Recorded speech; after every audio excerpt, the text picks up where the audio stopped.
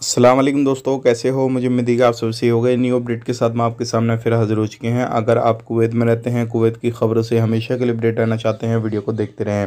यहाँ पे हम बात करने वाले हैं जो कि काफ़ी ज़्यादा इंपॉर्टेंट खबर आ रही है निकल के। अगर आप कुवैत में ये काम करते हैं तो आपके लिए काफ़ी ज़्यादा इंपॉर्टेंट है। बिना देरी की वीडियो शुरू करते हैं। चैनल को पहली बार देख रहे हैं, सब्सक्राइब करें। सबसे पहले हम बात कर लेते हैं, यहाँ पे हवेली के अंदर कुछ लोगों को पकड़ा गया है जो कि रेसिडेंसी वगैरह का उल्लंघन कर रहे थे, कुछ गैर कानूनी तरीके से कामकाज कर रहे थे।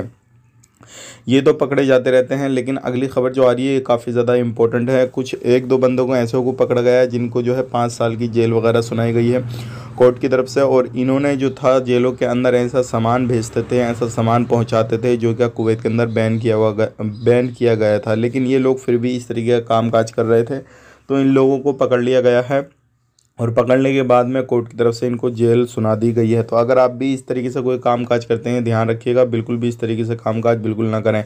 अब बात कर लेते हैं, जैसे कि 25-26 को जैसे आपको मालूम है नेशनल डे है। अगर उस मौके पर कहीं पर भी भीड़ भड़क्का होती है, कोई भी गैर कानूनी तरीके से अगर लड़ाई करने की या किसी भी तरीके से कोई भी हंगामा करने की कोशिश करता है तो उस पर सख्त कार्रवाई की जाएगी। क्योंकि अभी एक मीटिंग हुई है, उसके अंदर ये बड़े बड़े फैसले लिए गए हैं और कोई भी बंदा होता है तो उसको बख्शा नहीं जाएगा। पूरे तरीके से जो सिक्योरिटी है वो अच्छी तरीके से तैनात हो रही है और इस तरीके से लोगों को जो है देख रही है।